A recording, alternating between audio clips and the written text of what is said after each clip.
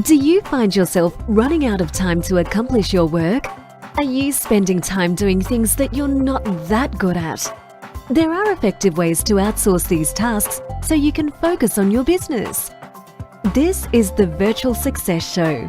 We bring the inside scoop on outsourcing success for entrepreneurs by entrepreneurs.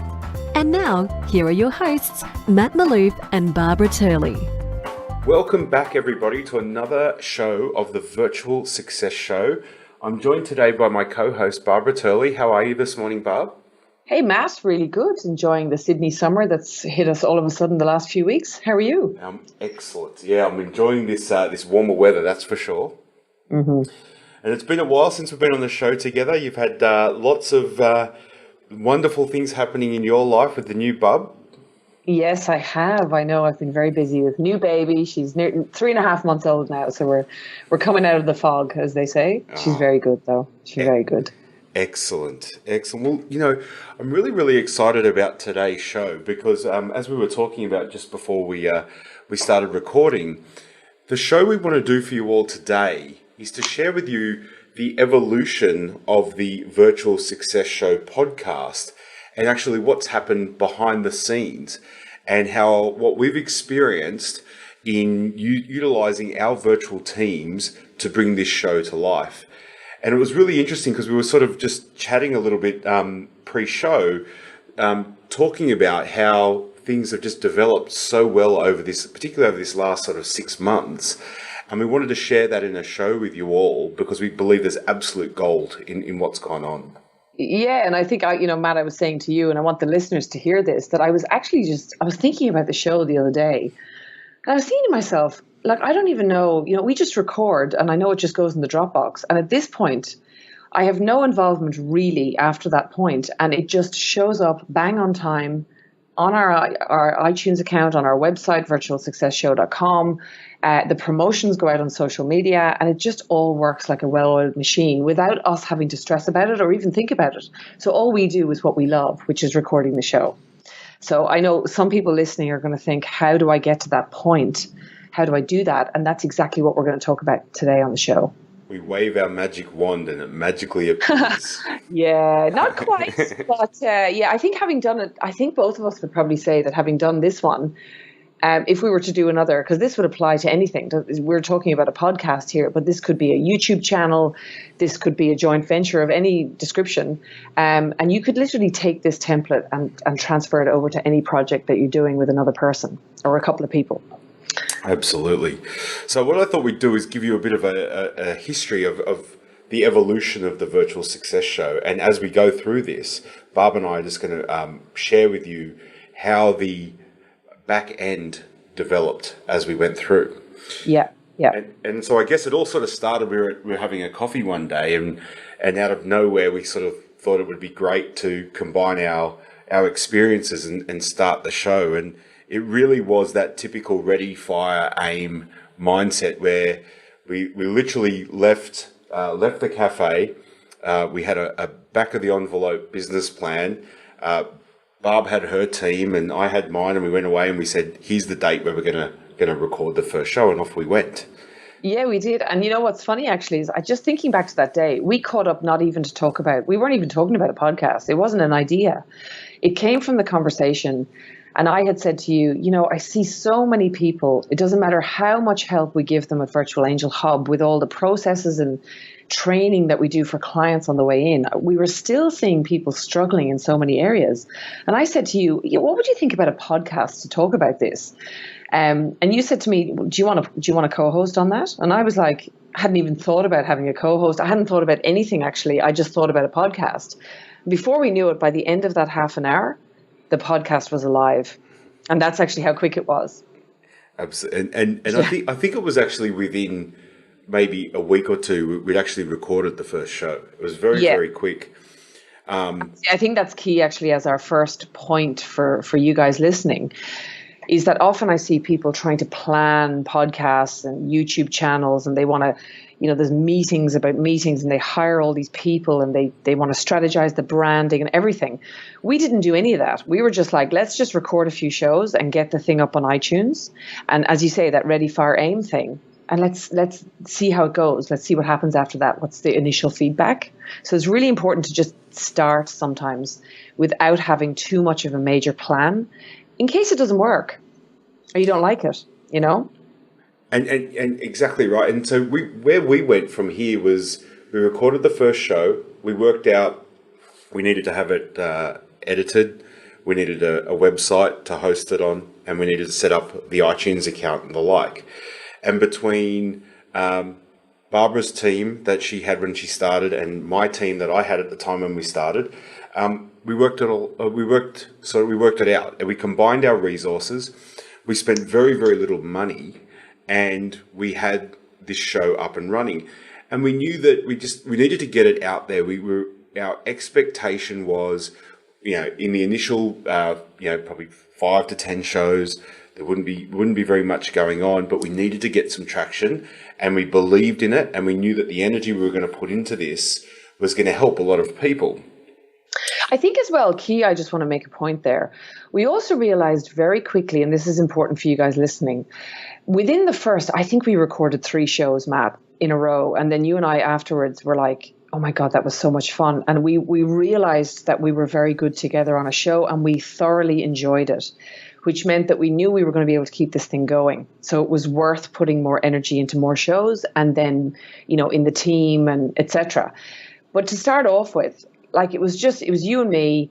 I had one VA that was actually, I don't even think she was involved in the very early days. I just had a podcast guy that was doing a bit of editing, who actually wasn't very good, but we got rid of him. But he was initially there on my team. And your web developer put the website together for us? Yeah, I did have a web developer, so that was handy. But we literally threw a very simple website together to host the show and make it look good. And we did create a logo and a brand. We had Virtual Success, the name already. So I think those few things were key to get going, but the shows were key to get it up.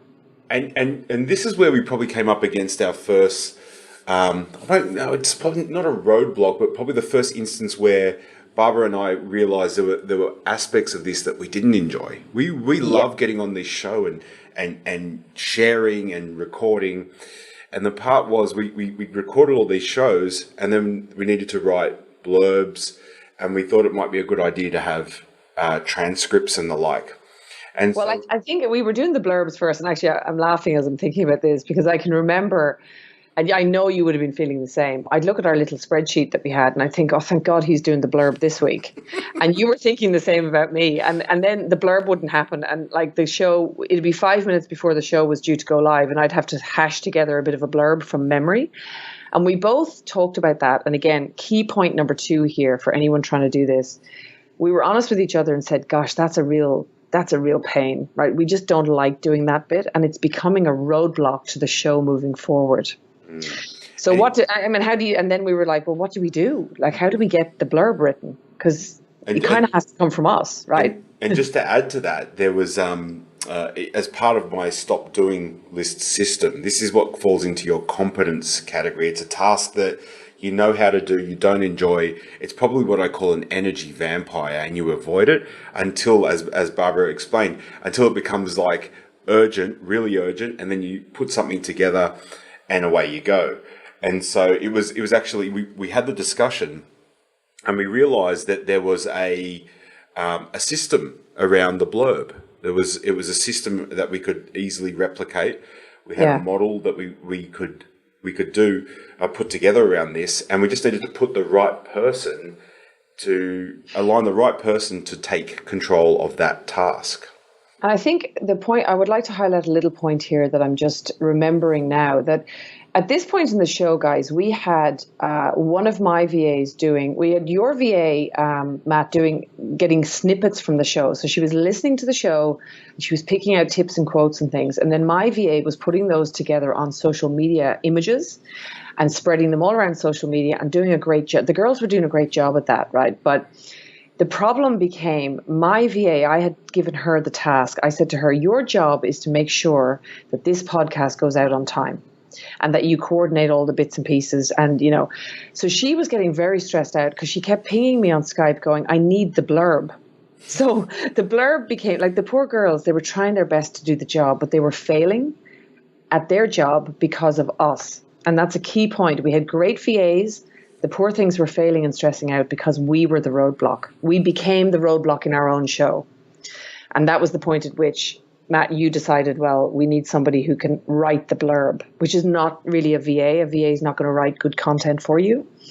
So what did we do next? Well, I had Rose, who was working with me on my team. And so Rose is a virtual assistant, but local in Australia. Yeah. And highly trained. And so I sat with Rose and went through the process, and I asked her, does she believe she could manage this part of the process? And she was like, yep, I can certainly do that. And so I took some time to train her and show her what we do, how we do it, what good looks like, what outstanding looks like, and what failure looks like in this. I think that's important. I took the time to train her well. Yeah. And I think it was probably the first couple I needed to jump in on and just tweak a few bits and pieces. But very, very quickly, Rose took over that entire process. Yeah. Now, I think as well, the key there is that you chose somebody that, first of all, we did not expect our Filipino VAs to handle the writing of the blurb. Now, some Filipinos can write very well, okay? So that's fine. But you have to think about, if you're asking somebody to write, make sure, and this is, I think we did a show on this before, Matt, it's that whole thing of skills expectation. Sure. So if you're going to put this job on someone who's not really at that level, then you're going to get frustrated, blame the VA, and fail. Matt knew someone in Australia that was had a lot of experience in event management. I mean, Rose is not just a VA. She had managed events before. She's a good writer. She understands what we're trying to achieve on the show. And therefore, the blurb became a success because we chose the right person for that role. Absolutely. Yeah.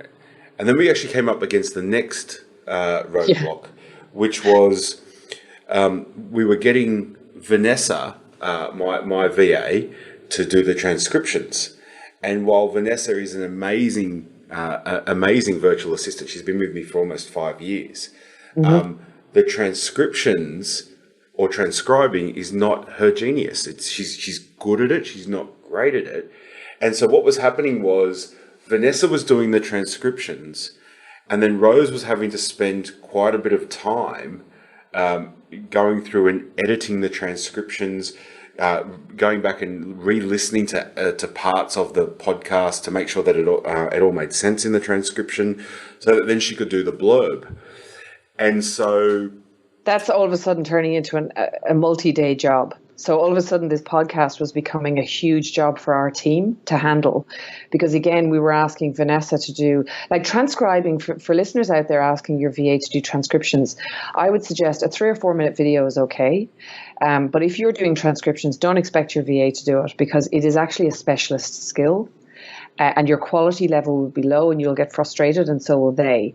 But you need to have a specialist do this. And we realized this pretty quickly, didn't we? And thankfully, we found rev.com. Absolutely. Yeah. And the beauty with Rev is number one, extremely economical from a financial perspective. Yeah. And two, they get the transcriptions back to us within 12 hours. Oh, it's fast, and the accuracy is incredible. Like a big high five to rev.com. And we're not getting paid anything for this, by the way. It's not a promotion, but it's just, I use them across lots of different podcasts now, and I recommend it to all our clients because it's just so easy and cheap and fast. And what it did is it enhanced our team's satisfaction in what they then had to deliver. Because Rose, her first comment when she got the first transcription back from Rev was, wow. And her job is now easier.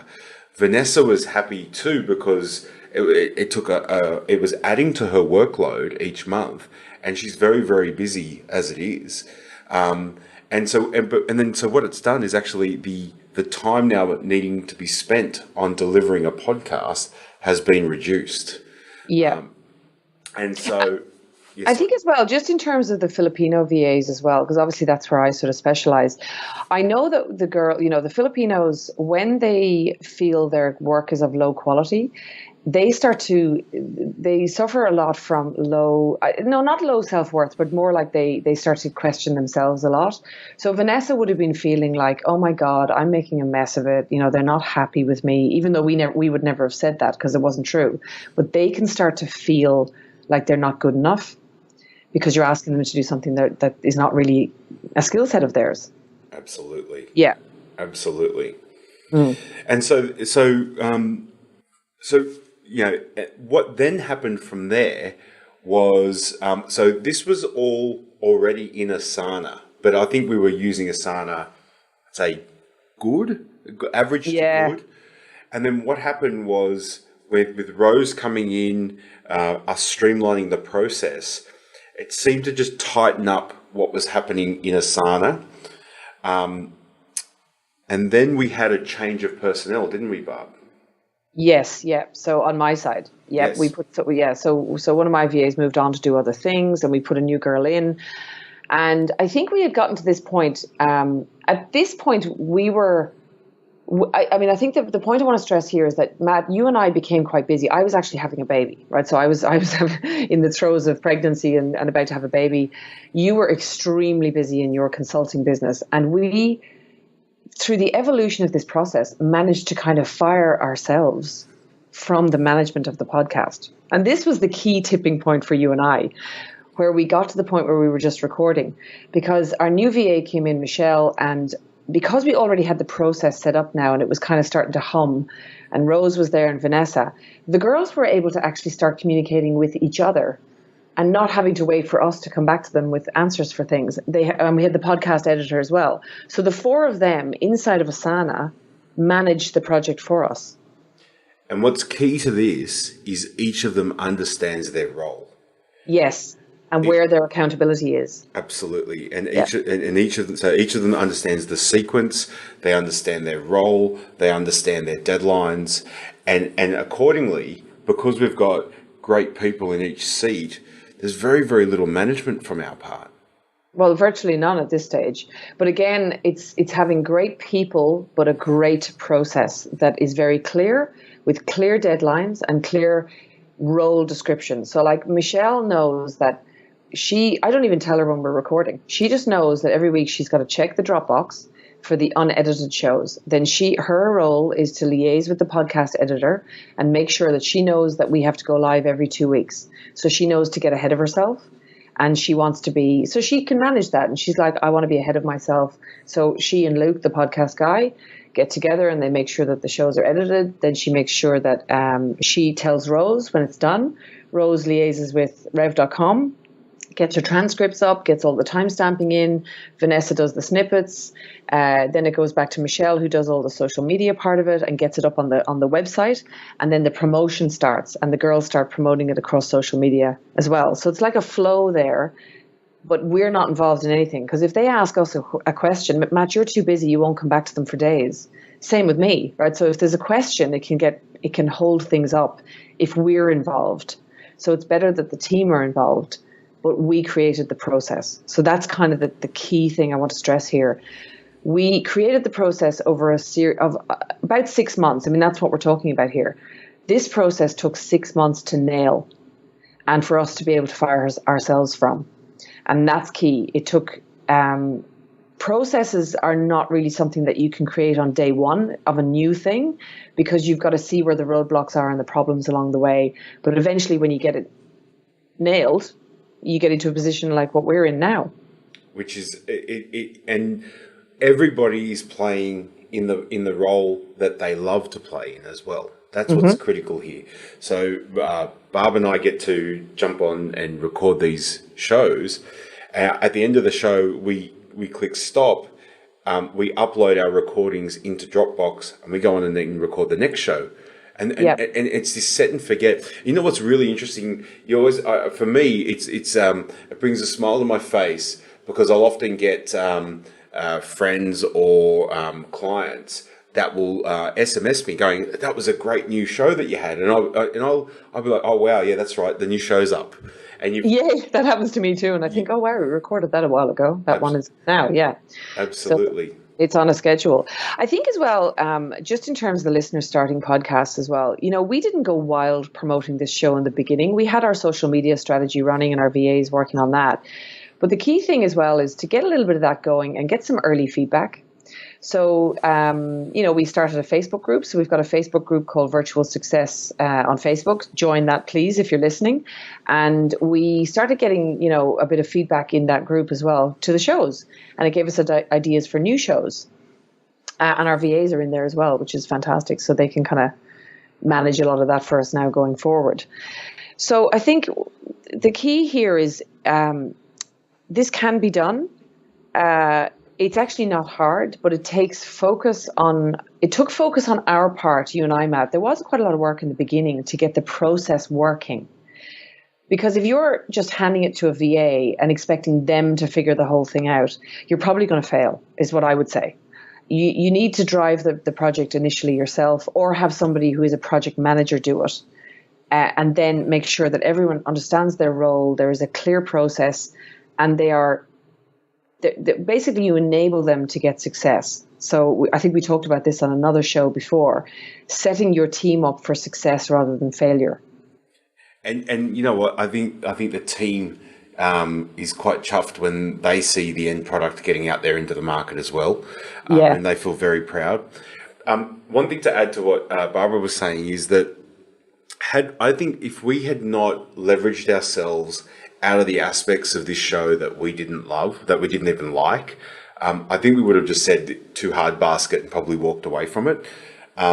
Because it would have failed. We would have ended up having months where shows didn't go live. Yeah. And often that's where ideas or even businesses can fail, is because the owner is so caught up in so many things that you sit there and go, well, something has to give, and I'm going to get rid of the things I don't like first. But yet they can be the things that are so easily leveraged, so easily delegated to others, and can enable you to move forward with lightning speed. And so literally now we can come off the back of a 20 or 30 minute recording. That's it. That's our input to the show, because of the hard work we've put in that 6 month period to build the system. And then we plug the great people into the system, and it feels so simple, and it is. It really is. If you take the time, and the last thing I'll say is you've got to be patient with your people. So I could have easily, when any of the team wasn't really getting it, gone, just come on, or fire them, or walk away, blame them. Yeah. But the reality was that it was just a matter of, it's what I call growing pains. Takes a little bit of time. And often, and I'll say 99% of the times in the coaching and consulting that I do, the bottleneck or the real quote unquote problem person is the owner. Oh, 100%. I'm just thinking to myself, 99% of the time, I would say that the reason people fail with VAs, as long as they've got a good person who's not doing the wrong thing and not showing up going AWOL and all that, and you've got a decent person with a couple of skills, it's you. It's you. It's your process. It's your system. And I say this to clients all the time. You can try and convince me that it's the VA, but I'm telling you, if I go in and fix it for you, the VA will be a rock star. Absolutely. So as long as it's a good person, right? So as long as you've got someone who's half decent, who's got a bit of a brain behind them and whatever. But 100%. It's we put in a lot of work, and at no point in the process did we say, Vanessa's kind of rubbish at that. I mean, we were looking at it going, well, the transcript's not great, but why is that not working out so well? And at no point did we say, oh, well, it's because she's rubbish. We said, well, no, that's a skill set that is quite specialist. So we're asking somebody who doesn't really have that skill set to do it. Of course, it's not going to work. I think there was one time though that I said to myself, Matt, you're rubbish at writing blurbs. I did. Oh yeah. Oh, well, we can rubbish ourselves. Yeah. There was plenty of times I said to my VA, I said, the reason you're failing at this is because I'm not giving you what you need. That's right. So that's definitely a point to finish on. I want everyone to realize that you make this work, but the reason you make it work is because you make it work. Don't expect to hire a VA for peanuts in the Philippines and that they're just going to come up with this strategy for you, which I see a lot happen with our businesses, to be honest, with our clients. They're hoping that the VA is going to come in and strategize it for them. So if I was just to summarize on all of this, first and foremost, remember, ready, fire, aim. Come up with your ideas and then get them into motion as quick as possible. Second thing is that you need to create a system within the current parameters that you have, with either the people that you have or the time that you have. Create the system and then understand that it's got to be development of that system over time, together with putting the right people in the right seats on the bus so that they can execute on the system. And lastly, it's having the mindset that, well, okay, what are the things that I'm really good at and are essential that I do here, and how can I get everything else done by somebody else? And I truly believe that the key to this was that Barbara and I had the mindset that all we want to do, we were very clear with our intentions. We want to get on, we want to record, and that's it. That's all we want to do in this process. And we knew that everything else could be done by a specialist, quote unquote, in their genius. So someone that can take care of the sound editing, someone that understands how to get these things onto iTunes, someone that can do the snippets, someone that can manage the transcription, someone that can write the blurb, etc., etc.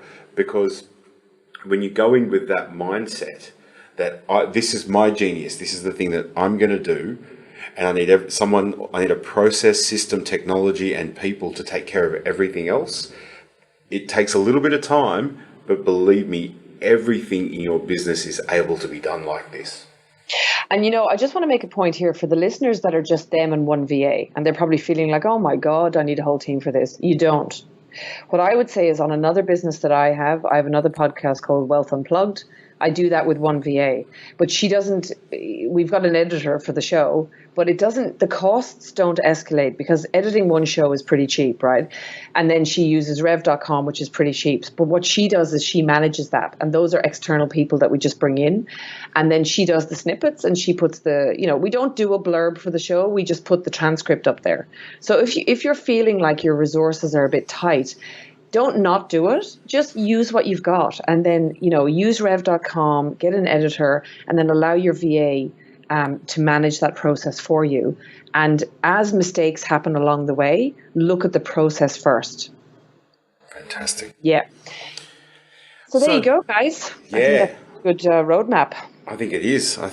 So, listen, if this has been helpful for you, we'd love to see and hear from you. Please add your comments underneath here, and also join the Virtual Success Facebook page and join our community. And we'd love for you to share these shows with others that you believe this could be helpful to.